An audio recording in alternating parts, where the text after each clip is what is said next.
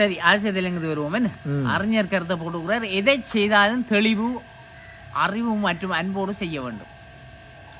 தெளிவா இருக்கணும், அறிவோட செய்யணும், அன்பா செய்யணும். இல்லையே? மூன்றும் வேணும். தெளிவு, அறிவு, அன்பு.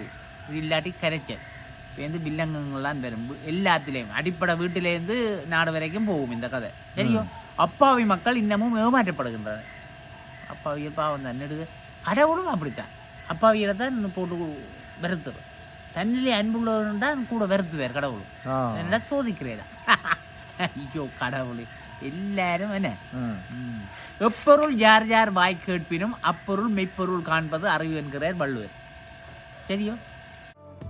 வெளிநாடுகளுக்கான துரித கடிதங்கள் பொதிகள் சேவை, அதி விரைவு, பாதுகாப்பு, நம்பகத்தன்மையுடன் அருள் குளோபல் எக்ஸ்பிரஸ், இலக்கம் 1, பிரவுன் வீதி, நாவலர் வீதி சந்தி, யாழ்ப்பாணம். 0121-222-6113. அருள்ஸ் பிரைவேட் லிமிடெட், இலக்கம் 10, புதிய மாநகர சபை கட்டிட தொகுதி, கஸ்தூரியார் வீதி, யாழ்ப்பாணம். 0121-222-3536. முழு உலகையும் அன்பினால் ஒன்றிணைப்போம். இங்கும் மெய்ப்பொருளை காண்பதுதான் அறிவு என்பதை வள்ளுவர் அழுத்தம் திருத்தமாக கூறியுள்ளார். நடைமுறை உலகம் அறிவியல் சார்ந்தது. விஞ்ஞான கண்டுபிடிப்புகள், தகவல் தொழில்நுட்ப முன்னேற்றங்கள் என்பதற்கு அப்பால் எவரும் ஏமாற்ற முடியாது எனும் அளவில் அறிவார்ந்த மக்கள் சமூகம் உருவாகியுள்ளது. சரியோ? நிலைமை இதுவாக இருக்கின்ற போதிலும் நம் மக்கள் இன்னமும் ஏமாந்து போவதுதான் மிக பெரும் வேதனை. அது எங்களுக்கு அப்படியே சாபக்கேடு. ஏமாந்தோண்டே இருப்போம். ஆம், தொலைபேசி அழைப்பை எடுத்து உங்களுக்கு பரிசு தொகை கிடைத்துள்ளது, உங்களுக்கு வெளிநாட்டிலிருந்து உதவித்தொகை வந்துள்ளது. இது உண்மையா? ஐயோ, எனக்கு அடிச்சு வச்சு குளிர் மாதிரி கிடக்கு. பரிசு சொன்னோடனே இந்த ஆசை, இந்த ஆசை என்றது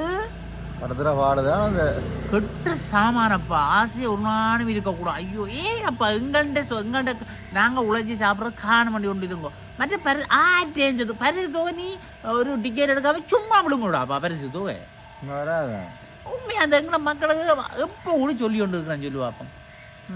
என்ன கொஞ்சம் மண்டையில் ஏறுறே இல்லையாப்பா? என்ன எங்கட மக்கள் இனி நாங்கள் வீடு விட போகிற அடிக்குங்கள், நீ விடா உண்ட வெளியே பார்த்து. என்ன எனக்கு கவலையாக கிடக்குற இல்லையே? சும்மா அன்னைக்கு அதிகாரியை அடிச்சுக்க சொன்னாங்களா, உங்களுக்கு பரிசு விழுந்துருக்குது 2 கதை கொண்டு போவோம். அவர் பார்த்தா இந்த கதை கூட நீ யாரோட கதை கொண்டு இருக்கிறா தெரியும் கொண்டு கேட்டேன். சரியா? ஓ கதைக்கிறோம் தெரியுதோ ஒன்று பேரை சொல்ல, நீ ஒரு உயர் அரசு அதிகாரிகிட்ட கதைச்சு கொண்டு இருக்கிற, என்ன செய்ய போற, இப்போ என்ன பிரச்சனை, போடவோ தாரியோன்னு பாட்டி போட்டான். அப்போன்னு உண்மை ஜம்பம். ஓ ஒரு ஆள் சொன்னார் எனக்கு. அப்படி எல்லாம் நடக்குது.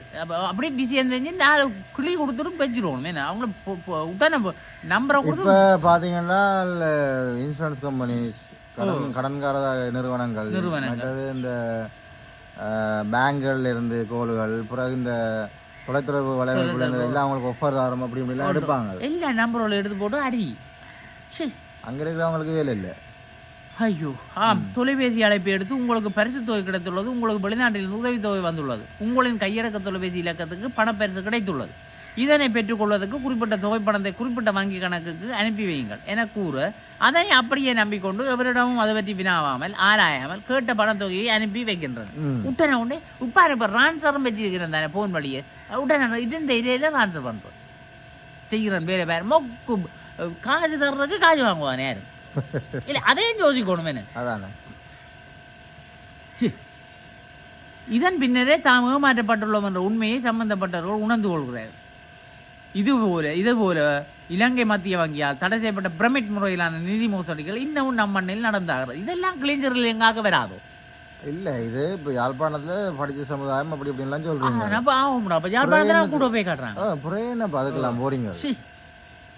யாழ்ப்பாணத்துக்கு எவ்வளவு இல்லையே, யாழ்ப்பாணத்துக்கு வந்து உங்களை மாத்துறாங்க.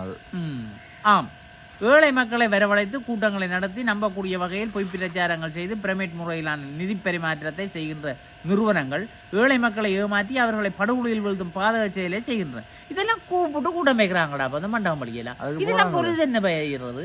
அதுக்கு என்ன செய்யறதப்பா? கூட்டம் வைக்கலான்னு வச்சாங்க. நீதி மோசடி அதுதானே. என்ன எனக்கு கஷ்டமா இருக்கு. இத்தகைய மோசடிகள் குறித்து செய்திகள் ஊடகம் இவ்வாறாக பல்வேறு யுக்திகளை பயன்படுத்தி நிதி மோசடிகள் நடந்த வண்ணம் உள்ளன. எவ்வளவு நோகாம உழைக்கிறவை என்ன. இத்தகைய மோசடிகள் குறித்து செய்திகள் ஊடகங்களிலும் வெளிவருகின்ற போதிலும் அது தொடர்பில் பொதுமக்கள் விழிப்படையாமல் தொடர்ந்து மாறுகிற துப்பாக்கிய நிலையில் நடிக்கிறது. இந்த இட்டும மாட்டில் மழை பெய்தால் நிற்கிற மாதிரி நின்றால் என்ன. எனவே இது தொடர்பில் பொதுமக்கள் மிகவும் விழிப்பாக இருங்கோண்டு திரும்ப திரும்ப சொல்றோம் இல்லையே. அதிலும் எந்த உதவித்தொகை கிடைப்பதாக இருந்தாலும் அது அறிந்த தெரிந்த அமைப்புகளிடமும் தனி நபர்களிடம் இருந்தும் கிடைப்பதாக இருக்கட்டும். ஏனெனில் இனம் தெரியாதவர்கள் தருகின்ற உதவித்தொகைகள் கூட வில்லங்கங்களை ஏற்படுத்தக்கூடியவை. அது எங்களுக்கு ஆக்களையும் தெரியாண்டா பேருந்து அந்த பரிசை கேட்குறீர்கள், எங்களுக்கு வேண்டாங்கப்பா உங்களோட பரிசு அப்படி இருக்கலாம். 4 லட்சம் கிடைச்சிருக்கு, 1 லட்சம் பேங்க்ல போடுங்கொண்டா தம்பி 4 லட்சத்துல 1 லட்சத்தை கழிச்சு போட்டு 3 லட்சத்தை தாங்கட்டு கேளுங்களாப்பா. அப்படி கேட்கலாம். சும்மா வர காசு தம்பி நீ எனக்கு காசத்தா, ஆனா நீ 3 லட்சத்தை சரி நீ 2 லட்சத்தை இடப்பா, 1 லட்சம் பண்ணா 2 லட்சத்தை 2 லட்சத்தை. இது ஆசை எல்லாத்துலயும் அன்னைக்கு ஒரு ஐயா லட்சக்கணக்கு. அப்ப அவ்வளவு லட்சக்கணக்கு காசும் பேங்க்ல வச்சிருந்துக்கிறேன். அவங்க பேங்குக்கு கணக்கு புத்தகம் பேங்க் கணக்கு யாரோ ஒருத்தர் கேட்டால் ஒட்டு தெரியாதவன் போன்ல கேட்டா அப்ப மக்கள் என்ன செய்யறாங்கன்னா இந்த இனம் தெரியாதவர்கள்ட்ட வருகிற உதவிகளை அது வில்லங்கத்தை தான் ஏற்படுத்தும். அதை கவனமாயிருங்கோ, அதை தான் நாங்க சொல்றோம். ஆகவே எது ஒவ்வாறாயினும் நிதானத்துடனும் ஆராய்ந்து அறிந்து செயற்படுவதிலும் நாம் கண்ணும் கருத்துமாக இருக்க வேண்டும். அடிய மாத்தி போடுவாங்க. அதே நேரம் சமூக மட்ட அமைப்புகள் மற்றும் அரச உத்தியோகத்தர்கள் தமது பிரிவுகள் தோறும் மக்களுக்கு விழிப்பூட்டல் கருத்தரங்குகளை நடத்தி அவர்களை உற்சாகப்படுத்த வேண்டும். அதில் சரி வராது. அது என்னத்தை செய்தாலும் ஆசை ஒன்று இருக்கும் வரைக்கும் சரி வராது. அப்போதுதான் அப்பாய் மக்கள் ஏமாந்து போகின்ற துயரம் முடிவுக்கு வரும். அப்போ ஒவ்வொரு அரசு அதிகாரிகளும் இந்த ஃபீல்டு ஆஃபீஸர் மேல் அங்கே மக்களுக்கு அங்கே கூட்டங்களை வச்சுக்கிச்சு செய்ய சொல்லணும். அது எந்த அளவுக்கு சாத்தியப்படும்ன்றது தெரியல. அரச உத்தியோகத்தர்கள் யோசிப்பினோம், இது என்னடா இது பேர் நாங்கள் இவ்வளோத்தை சொல்லி தான் செய்கிறவண்டு அப்படி சொல்லியாவது கொஞ்சம் குறைக்கலாம்னு ஆசிரியர் சொல்கிறேன். தெரியும். இப்போ மக்கள் உண்மையில் கொஞ்சம் விழிப்படையுங்கோ, மக்கள்லாம் விழிப்படையணும் இல்லையே. என்னப்பா யாரும் தாரது இவன் நண்டு தெரியாது, ஃபோன் நம்பரை தான் கொடுக்குறோம். வேறு பேங்க் கணக்கை தாண்டா பேங்க் கணக்கை கொடுக்குறது யாரு? வீட்டு அடக்கிற காசை தூக்கி கொடுக்கலாம் உதவியும் பார்க்க இல்லையே. அதனால கொஞ்சம் விழிப்பாயிருங்க மக்களை. யாழ்ப்பாணத்திலாம் கூடுவாயிருக்குது. யாழ்ப்பாணம் கல்வி சார்ந்த ஒரு இடம், மாவட்டம், கல்வியில் உயர்ந்த இடம். நாங்கள் அறிவுள்ளவர்கள் எல்லாம் சொல்லிக்கொள்கிறோம், எல்லாரும் சொல்லுவோம். அப்போ நாங்கள் வீணடிக்கக்கூடாது இல்லையே. இப்படி சிம்பிளாக மாற்றி போட்டு போகிறாங்களே. கவனமாயிருங்கோ. கவனம் என்று கூறி நாங்களும் விடைபெற்றுக் கொள்கிறோம். நன்றி, வணக்கம். நம் எண்ணங்களுக்கு ஏற்ற வகையில் நவீன டிசைன்களின் நகைகள், பாரம்பரியத்தை தொட்டுணர்த்தி கைராசியோடு நம்பிக்கை இணையும் தருணம். வெளிநாடுகளுக்கான பொதிகள் சேவை துறையில் முன்னணி நிறுவனமான அருள் குளோபல் எக்ஸ்பிரஸ் மற்றும் அருள் பிரைவேட் லிமிடெட் நிறுவனங்களின் இணை நிறுவனம் அருள் ஜுவல்லரி.